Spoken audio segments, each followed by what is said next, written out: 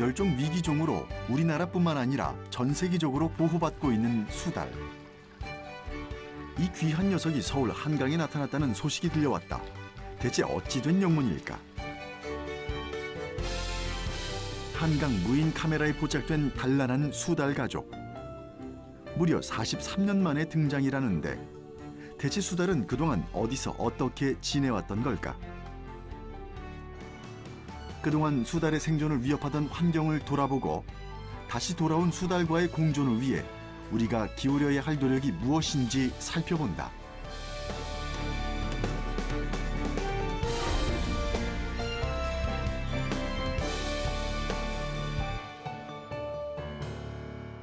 서울에서 자취를 감췄던 멸종 위기종 수달이 한강에서 여러 마리가 발견됐습니다.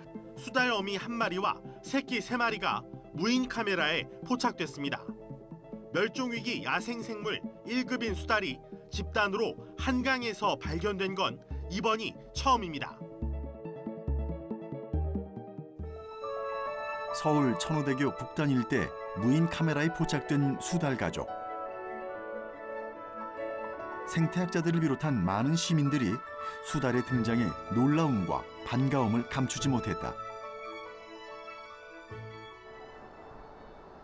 수십 년간 한강에서 볼 수 없었던 수달. 대체 녀석들은 한강에서 왜 사라졌고 또 어떻게 나타난 걸까? 수달에 대한 보다 전문적인 얘기를 들어보기 위해 강원도 화천에 위치한 한국수달연구센터를 찾았다. 이곳은 우리나라 수달의 역사와 생태를 살펴볼 수 있는 곳으로 전문가들은 물론 10여 마리가 넘는 수달들이 이곳에 머물고 있다. 마침 연구원이 수달에게 먹이를 주고 있었는데 물고기를 보자 수달 한 마리가 유유히 헤엄쳐서 먹이에게 다가온다.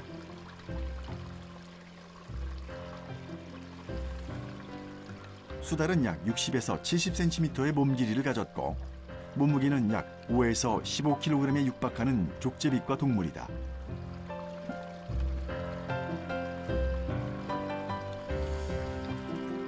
한때 하천 생태계 최고의 포식자로 불렸던 녀석답게 커다란 물고기도 뼈째 씹어먹을 정도로 강력한 턱과 이빨을 가지고 있다.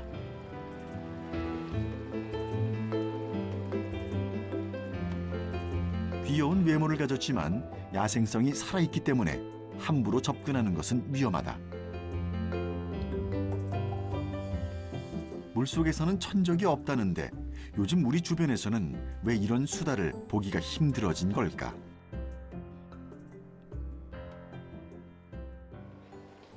박제된 수달 모형을 이용해 수달의 형태학적 특성을 좀 더 자세히 살펴보았다.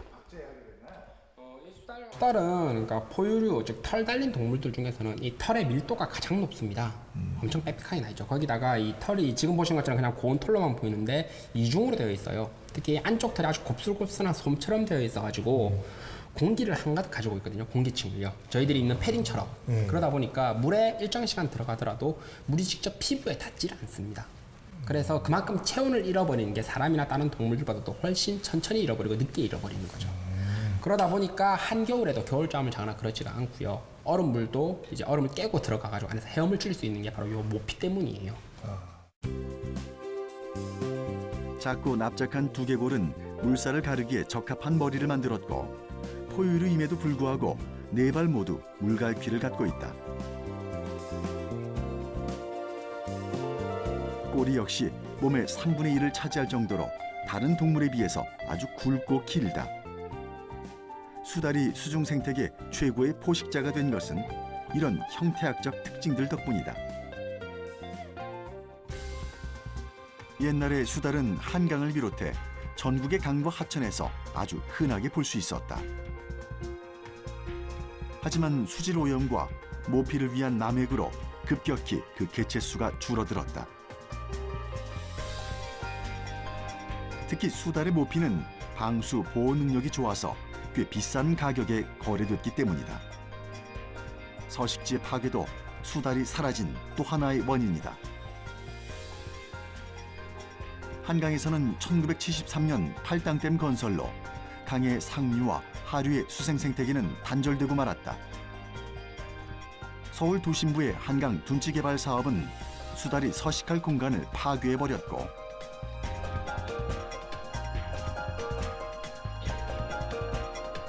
결국 팔당댐 하류 한강에서 수달의 모습을 더 이상 볼 수 없었다.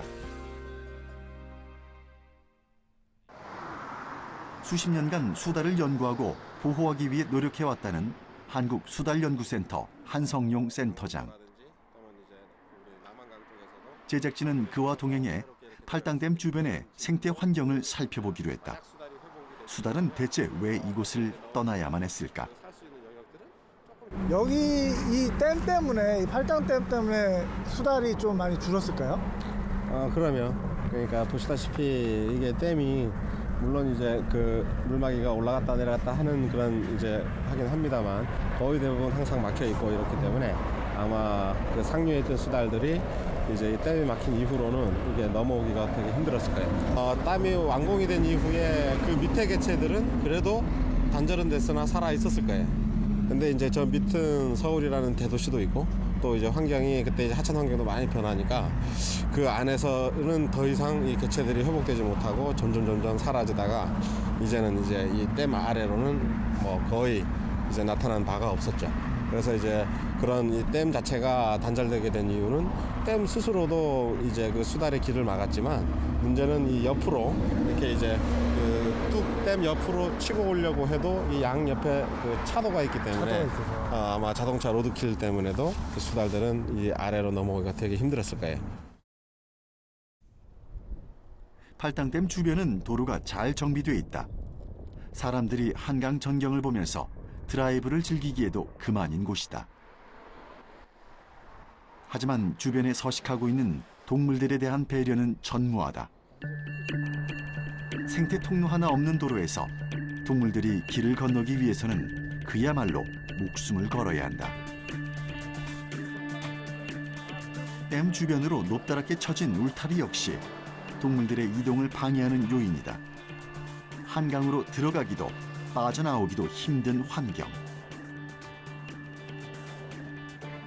울타리를 용케 빠져나왔다고 해도 녀석들을 기다리고 있는 것은 속력을 높이며 달리는 차들 뿐이다. 10m도 안 되는 거리지만 수달이 건너기엔 너무도 멀고 험하다. 실제 전국에서는 수달의 로드킬 사고가 잇따르고 있다. 천연 기념물이자 멸종 위기 동물인 수달은 이렇게 서식지의 파괴와 사람들의 무관심 속에서 점점 사라져왔던 것이다. 이렇게 위험천만한 환경 속에서 수달 가족은 어떻게 한강으로 넘어오게 된 걸까? 한 개체가 이제 우연하게 아마 팔당댐 상류라고 저는 추정을 하고 있지만 그 혹시나 그 임신한 개체가 이미 임신한 개체가 다행히 로드킬도 피하면서 그 이제 한강 쪽으로 이제 우연히 내려오는데 성공을 했고 그 개체가 다행히 또 죽질 않고 번식까지 성공을 해서 지금 또 새끼들 역시 사실은 이제 현재까지 살아있는 그 상태가 정말 아주 이제 우연하게 여기까지 왔다라고 생각을 하고 있고요. 용감하고 운이 좋은 어미 수달 한 마리의 모험이 한강 생태계에 어떤 변화를 가져오게 될까? 제작진은 연구원과 함께 동행해서 수달이 포착됐던 현장을 직접 둘러보기로 했다. 물이 흐르는 곳으로 내려가자 수달이 머물렀던 흔적들을 곳곳에서 확인할 수 있었다. 바위에 붙어있는 이 배설물도 모두 수달의 것이다. 이거는 형태가 좀 잘 보존됐네요. 네. 이건가요 지금 배설물이? 네, 지금 보이는 배설물입니다. 이겁니다. 수달 배설물. 아, 요것들이요? 네. 이거를 수달의 배설물이라고 특정할 수 있는 이유가 뭔가요? 근거가? 이 모형 형태라든가 이런 걸 보면 수달이 좀 먹는 게 이런 어류나 이런 거 많이 먹고 바위에 올라와서 넓은 바위에 배설을 하는 습성이 있거든요. 수달들은. 예, 예. 고양이는 묻는 습성이 있지 않습니까? 그런 것처럼 수달은 이렇게 넓은 바위라든가 오목 올라와 있는 곳에 배설을 하는 습성이 있고 예.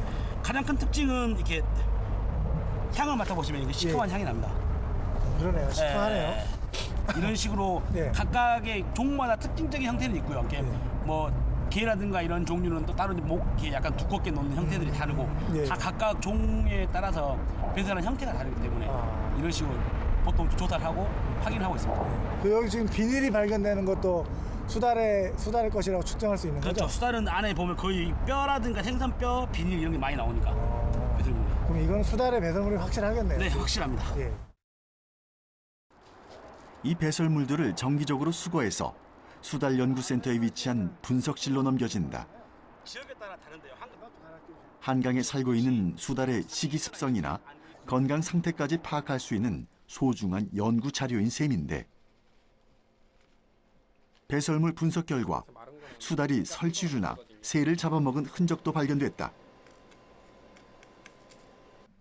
수달은 가물치나 미꾸라지 등 비늘이 없거나 적은 종을 선호하는데 때에 따라 개구리나 갑각류 등 물속에 있는 거의 모든 생물들을 먹이 자원으로 삼는다.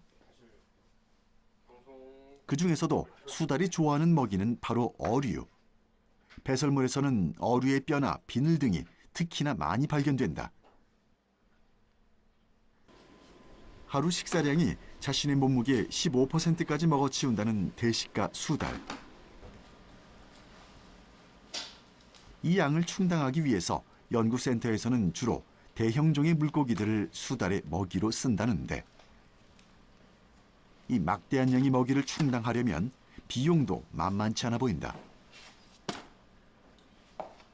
지금 보니까 베스랑 블루길 같아 보이는데요? 네, 맞습니다. 지금 수달 먹이를 저희가 한 가지만 주지 않고 여러 가지를 주고 있는데 그 중에서 이제 이번 주에는 지금 베스랑 블루기를 주고 있습니다. 이거 같은 경우는 이제 지자체 화천군에서 수매를 한 것을 저희 수달들에게 공급을 하기 위해서 지원을 해주고 있거든요. 그렇게 해서 받은 것을 이제 수달 먹이로 이용을 하고 있는 거죠. 좋아하나요? 잘 먹습니다. 그래요? 특히 베스 수달 같은 경우는 작은 물고기보다는 좀 큰 물고기를 좋아해요. 왜냐면 한 번 수영을 해서 많은 먹이를 가지고 올 수 있으니까요.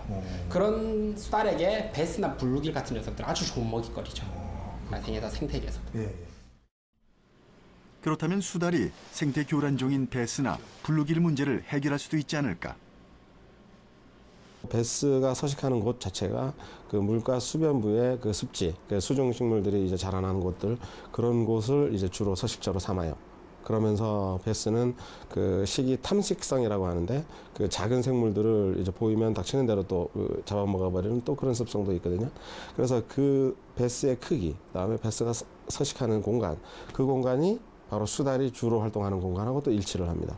그래서 그 베스를 수달이 실제로 잘 잡아먹기도 하고요. 그래서 물론 뭐 수달이 베스를 다 100% 제거할 수는 없어요.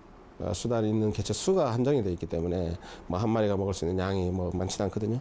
그래서 이제 하지만 그럼에도 불구하고 분명히 그 이제 베스나 이거를 이제 서식을 억제하는 효과는 부분적으로는 있을 수 있을 거예요. 또 뭐 지역에 따라서 그래서 이제 그런 우리 생태계의 그 자연성을 이제 고유성을 지켜주는데도 이제 역할을 할 수 있다. 그렇게 생각이 되죠. 강원도 8호 주변에 위치한 한국수달연구센터는 연구기관이기도 하지만 수달이 편안하게 서식할 수 있는 자연 생태 공원이기도 하다.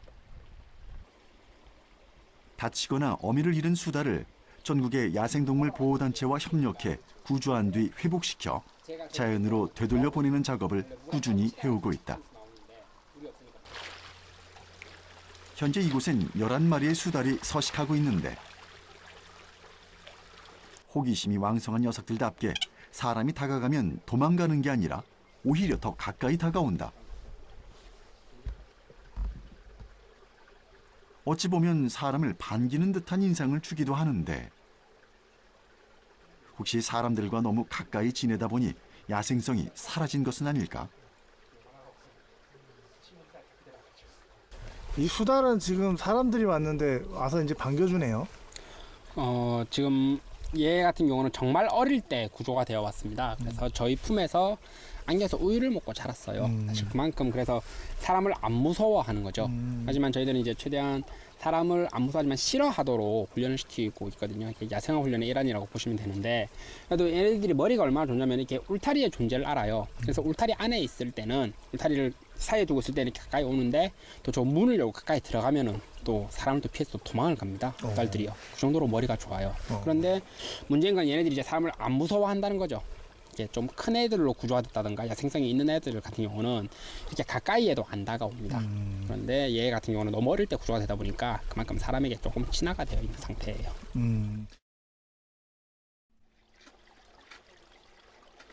다가오는 수달에게 더 이상 손을 내밀지 않는 것. 그래서 적당한 거리를 유지하는 일은 인간이 수달에게 해줄 수 있는 작은 배려이기도 하다.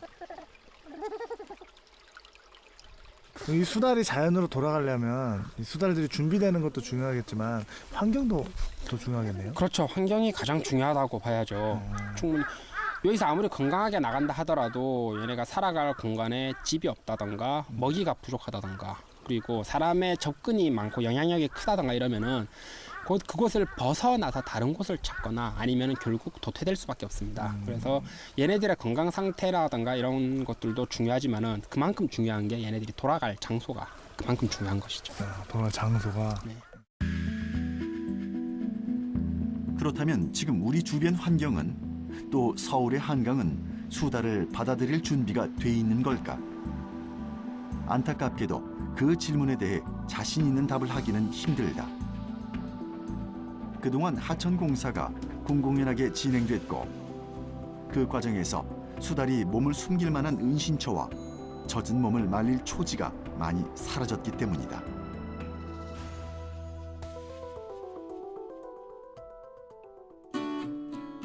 그럼에도 불구하고 수달은 자신들이 예전에 살던 한강으로 돌아왔다. 혹시 한강의 생태 환경이 우리도 모르는 사이 조금씩 나아지고 있었던 건 아닐까? 중요한 건 바로 지금부터다. 돌아온 수달을 위해서 인간이 할 수 있는 일은 무엇일까? 최소 어느 정도의 수준은 있어야 그 유전적인 유지와 개체의 번식으로서 생존이 가능하다는 그런 이제 개체 수가 있습니다. 그래서 저희가 이제 이론적으로 좀 분석을 해봤더니 최소 생존 개체군을 분석했는데 적어도 20여 개체 정도 이상은 있어야만 그 개체들이 번식도 하고 또는 자연스럽게 질병으로 죽기도 하고 또는 교통사고로 로드킬이 나기도 하면서 그래도 다시 번식하는 개체가 회복되는 이런 과정에서도 유지가 될 수 있는 한계선이 그래도 한 20여 개체 정도는 있어야 되지 않느냐라는 그 분석 결과가 나온 바가 있어요. 그래서 이제 지금 현 개체 가지고는 당연히 뭐 하나 가족으로서 어떻게 유전자 다양성을 기대할 수는 없거든요. 그래서 이제 이 개체가 지속적으로 이제 앞으로도 모니터링 해야 되겠지만 이제 그 유전적인 새로운 유전자를 공급하기 위해서 이제 특히 이제 강원 이 강의 상류 지역에서 이제 새로운 개체를 도입으로 이제 이입을 한다든지 하는 방식으로서 지금 현재 서울 지역의 개체군을 회복시켜야 됩니다. 강물이란 한 줄기 선을 따라 살아가야 하는 수달의 삶에 꼭 필요한 한 가지가 더 있다. 바로 섬과 같은 조그마한 쉼터다. 수달 보호센터에서는 강 주변에 인공 서식지를 설치해 수달의 생존을 돕고 있다. 인간에게는 허름하고 버려진 공간처럼 보여도 수달에게는 더할 나위 없이 아늑한 휴식처가 돼준다. 인간이 수달을 위해 이렇게까지 노력해야 하는 데는 분명한 이유가 있다. 전체적으로는 이 하천의 그런 어떤 다양한 생물상을 유지시켜주는 어떤 그런 역할도 합니다. 그래서 우리 생물학에서는 수달에 가진 그 생태학적 기능을 핵심종이다. 또는 그 수생태계의 이제 건강한 수생태계의 조절자 역할을 한다라는 그런 이제 텍스트적인 그 이제 특성으로 기재를 하는 경우가 많아요. 그래서 이제 그런 역할이라면 바로 우리 하천에 수달이 있다라는 것은 바로 그 하천의 생물 다양성이 건강하구나 또는 건강하게 유지될 수 있구나. 를 의미하는 것이고 수달이 없어졌다는 얘기는 수달이 그 좋아하는 먹이나 충분한 그런 먹잇감이 좀 어딘가 결손이 돼 버렸구나 라는 그런 이제 의미도 될 수 있죠. 그래서 우리가 살아가는 생태계를 반증하는 그런 동물이다 생각합니다. 지난 세월 동안 한강은 너무 인간의 이익에만 맞춰 개발되고 또 쓰여져 왔다. 그 과정에서 우리는 소중한 존재들을 잃었고 이제 그 부재의 심각성을 깨닫고 있다. 43년 만에 다시 돌아온 수다를 계기로 한강이 인간만의 공간이 아니라 모든 생물종들이 공존할 수 있는 생태 공동체로 거듭나길 기대해 본다.